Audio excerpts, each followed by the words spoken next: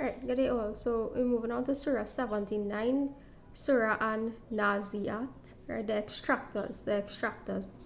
And this is in reference to what people refer to as angels or angels of death, right? Angels or angels of death, or those who assist angels of death, right? Meaning we are leaving the earth, you are leaving the earth, you are approaching the hour, the time of death. And the angel of death is in reference to those who extract or entities or being that extract or assist in extracting a life out of your body, the consciousness out of your body when you are leaving earth, right? So we are talking about living a life that you will have ease, or you will have angels of ease assisting you out of the earth, right? But let me just make it clear that angels of death, what is actually an angel of death? So people would think an angel of death, you are the cause. If an entity or a being is recognized as an angel of death, that you are the cause of dying, you are the cause of people death, you are not the cause of people's death, right? Allah is the only one who causes life and death, and this has to do with the type of life you choose to live as well, right? It has to do with the type of life you choose to live as well, and that is why it is recommended that you follow certain principles, values, right, regarding your way of life, so that when you have to leave earth, you do not leave violently, right? You do not be victim to an angel of death who, or assistance to angels of death that extract you out of the world in violence, right? So if you live a non-violent, or strive to live a non-violent life, right, you will be assisted and guided out of the earth in a more peaceful and easy way, right?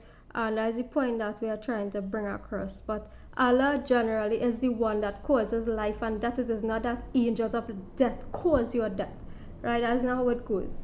By virtue of the type of life that you live, right?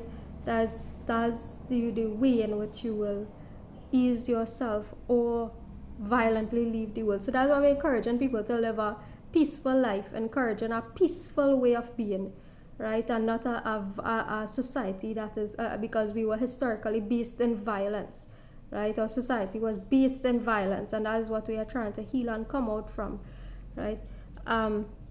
So the day will come when man will remember that for which he strove, right? Meaning strive, and mankind will remember the things that he strived for, right? In the past and so on, right? And this is our day of what? I don't like to call it a day of judgment, a day of reflection, right? Let's call it a day of reflection, whether it's judgment, reflection, whatever it is, right? Where you will remember all the things that you strive for. Some of the things may have made sense, some of it might not at this point in hindsight made sense, but all of it was to bring us to this point in our journey, right? All of it was to what bring us to this point in our journey, right? Whether we think it makes sense or made sense or not at the time that it took place, right?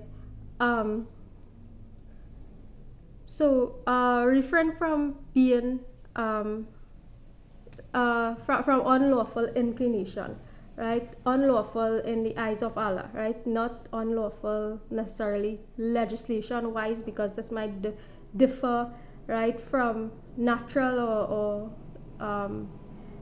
legislation given down by Allah itself, right? So the Creator itself. So refrain from unlawful inclination, right? Things that Allah has made unlawful for you, right? Strive to refrain from doing these things, right?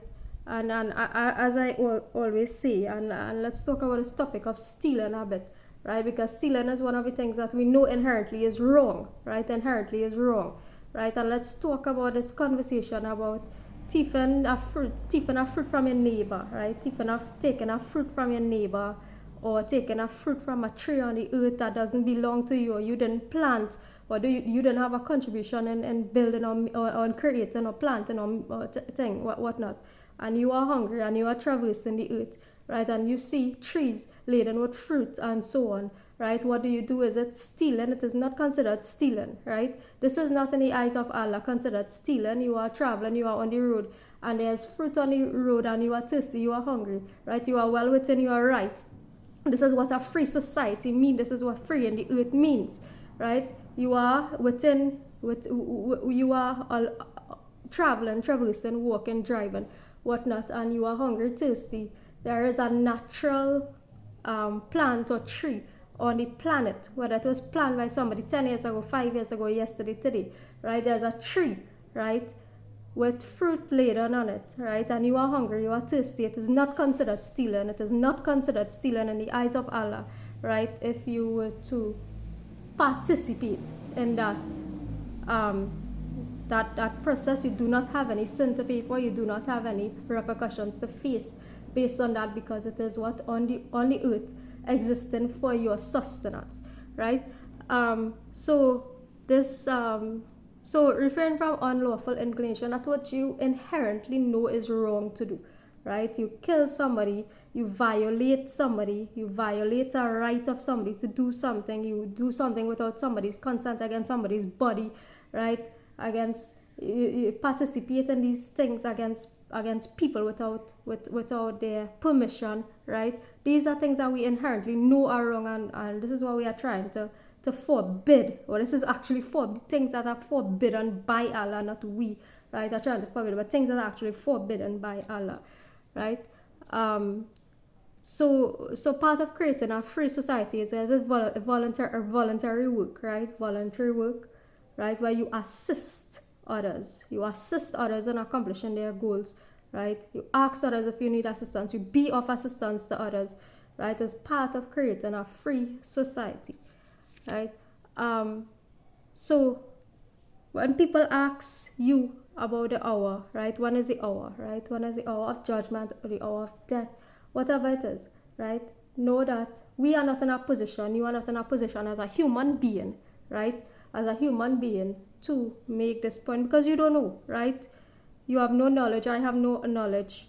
So I cannot, you cannot inform anybody when is this thing called the hour, right?